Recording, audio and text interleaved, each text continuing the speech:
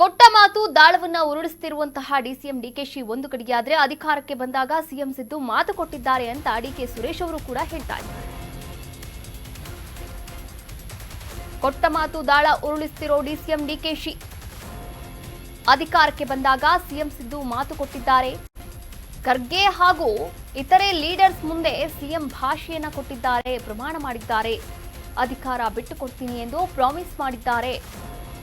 ಸಹೋದರ ಡಿಕೆ ಸುರೇಶ್ ಅವರ ತಲೆ ಮೇಲೆ ಕೈಯಿಟ್ಟು ಮಾತಾಡಿದ್ದಾರಂತೆ.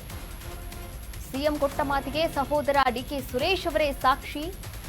ಖರ್ಗೆ ಮುಂದೆ ಹಾಗೂ ಆಪ್ತರ ಬಳಿ ಹೇಳಿರುವಂತಹ ಡಿಕೆ ಶಿವಕುಮಾರ್ ಸಿಎಂ ಮಾತಿಗೆ ತಪ್ತಾ ಇದ್ದಾರೆ ಅಂತ ಡಿಕೆಶಿ ಕೋಪಗೊಂಡಿದ್ದಾರಂತೆ. ಹಾಗಾದ್ರೆ ಇಲ್ಲಿಗೆ ಒಂದು ಕ್ಲೈಮ್ಯಾಕ್ಸ್ ಹಂತವನ್ನು ತಲುಪಿರುವಂತದ್ದು ಈ ಪವರ್ ಶೇರಿಂಗ್ ನಿಜವಾಗ್ಲೂ ಆಗಿದ್ಯಾ ಇಲ್ವಾ ಎನ್ನುವಂತಹ ಒಂದಷ್ಟು ಗೊಂದಲಗಳು ಹಾಗೆ ಕಳವಳಗಳು ಕೂಡ ಇತ್ತು, ಡೌಟ್ಸ್ ಇತ್ತು, ಅನುಮಾನಗಳಿತ್ತು. ಆದ್ರೆ ಇಲ್ಲಿ ನೋಡಿ ಡಿಕೆಶಿ ಅವರೇ ಅವರ ಆಪ್ತ ಬಳಗದ ಹತ್ರ ಮಾತಾಡಿದ್ದಾರಂತೆ. ಈಗ ಆಪ್ತ ಬಳಗದವರು ದೆಹಲಿಗೆ ಪ್ರಯಾಣವನ್ನ ಕೂಡ ಮಾಡಿದ್ದಾರೆ. ಯಾವಾಗ 2023ರಲ್ಲಿ ಕಾಂಗ್ರೆಸ್ ಬಹುಮತದೊಂದಿಗೆ ಗೆಲ್ಲುತ್ತೆ ಹಾಗೆ ಅಧಿಕಾರಕ್ಕೆ ಬರುತ್ತೆ, ಸಿಎಂ ಯಾರಾಗ್ತಾರೆ ಎನ್ನುವಂತಹ ಗೊಂದಲ ಉಂಟಾಗುತ್ತೆ. ಸಿಎಂ ಡಿಕೆ ಶಿವಕುಮಾರ್ ಅವರಿಗೆ ಆ ಸ್ಥಾನ ಒಲಿಯುತ್ತಾ ಅಥವಾ ಸಿಎಂ ಸಿದ್ದರಾಮಯ್ಯನವರು ಆ ಸ್ಥಾನವನ್ನ ಹಿಡಿದುಕೊಳ್ತಾರ, ಇವರಿಬ್ಬರ ಮಧ್ಯೆ ಜಟಾಪಟಿ ಆಗುತ್ತೆ. ಆನಂತರ ಕೊನೆಗೆ ಸಿಎಂ ಸಿದ್ದರಾಮಯ್ಯ ಅವರಿಗೆ ಇದು ಕೊನೆ ಬಾರಿ ಅವಕಾಶ, ಹೀಗಾಗಿ ಅವರನ್ನೇ ಸಿಎಂ ಮಾಡೋಣ ಎನ್ನುವಂತಹ ಒಂದು ಆಲೋಚನೆಗೆ ಬಂದಂತಹ ಹೈಕಮಾಂಡ್ ವರಿಷ್ಠರು ಮೊದಲ 2.5 ವರ್ಷಗಳ ಅವಧಿಯಲ್ಲಿ ಸಿದ್ದರಾಮಯ್ಯನವರು ಸಿಎಂ ಆಗಲಿ, ಆಮೇಲೆ ಡಿಕೆಶಿ ಅವರು ಸಿಎಂ ಆಗಲಿ ಎನ್ನುವಂತಹ ಒಂದು ಒಪ್ಪಂದಕ್ಕೆ ಬರ್ತಾರಂತೆ. ಇದು ಮಾತು ಕೇಳಿ ಬಂದಿರುವಂಥದ್ದು. ಆದರೆ ಇದಕ್ಕೆ ಸರಿಯಾದಂತಹ ಸಾಕ್ಷಿಗಳು ಇದೀಗ ಸಿಗ್ತಾ ಇರುವಂಥದ್ದು. ನೋಡಿ, ಸಿದ್ದರಾಮಯ್ಯ ಕೊಟ್ಟ ಮಾತು ತಪ್ಪಲ್ಲ ಅಂತ ಡಿಕೆ ಸುರೇಶ್ ಅವರು ಕೂಡ ಹೇಳಿದ್ದಾರೆ. 3-4 ದಿನದ ಹಿಂದೆ ಹೀಗೆ ಹೇಳಿದಂತಹ ಡಿಕೆ ಸುರೇಶ್ ಮಾತು ನೀಡಿದ್ದೀರಿ, ಸೀಟ್ ಬಿಡಿ ಅಂತ ರೀಕಾಲ್ ಮಾಡ್ತಾ ಇದ್ದಾರಂತೆ. ಪರೋಕ್ಷವಾಗಿ ಸಿಎಂಗೆ ಮಾತು ನೆನಪಿಸಿದ್ರ ಹಾಗಾದ್ರೆ ಡಿಕೆ ಸುರೇಶ್ ಅವರು? ರಾಜಕೀಯ ವಲಯದಲ್ಲಿ ಕೊಟ್ಟಂತಹ ಮಾತಿನ ಬಗ್ಗೆ ಚರ್ಚೆ ಆಗ್ತಾ ಇದೆ.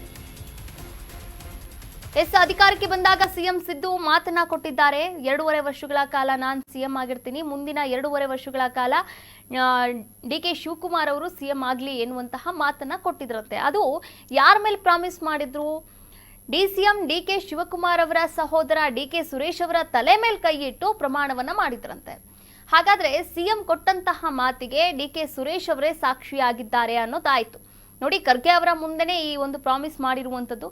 ಹೀಗಾಗಿ ಈ ಎಲ್ಲ ಅವತ್ತಿನ ದಿನ ಏನು ಘಟನೆ ನಡೆಯಿತು ಆ ಘಟನೆಯ ಬಗ್ಗೆ ತಮ್ಮ ಆಪ್ತರ ಬಳಿ ಡಿಕೆ ಶಿವಕುಮಾರ್ ಅವರು ಹೇಳ್ಕೊಂಡಿದ್ದಾರೆ. ಸಿಎಂ ಮಾತಿಗೆ ತಪ್ಪಿದ್ದಾರೆ ಅಂತ ಡಿಕೆಶಿ ಅವರು ಸ್ವಲ್ಪ ಕೋಪವನ್ನು ಕೂಡ ವ್ಯಕ್ತಪಡಿಸಿದ್ದಾರೆ ಅವರ ಆತ್ಮೀಯರ ಹತ್ರ. ಇದೇ ವಿಚಾರವಾಗಿ ಈಗ ಡಿಕೆ ಸುರೇಶ್ ಅವರು ಮೊನ್ನೆ ಅಷ್ಟೇ ಹೇಳಿಕೆಯನ್ನ ನೀಡಿರುವಂಥದ್ದು. ಏನು ಹೇಳಿಕೆಯನ್ನ ನೀಡಿದ್ರು ನೋಡಿ, ಸಿದ್ದರಾಮಯ್ಯನವರು ಕೊಟ್ಟ ಮಾತಂತ ತಪ್ಪೋದೇ ಇಲ್ಲ.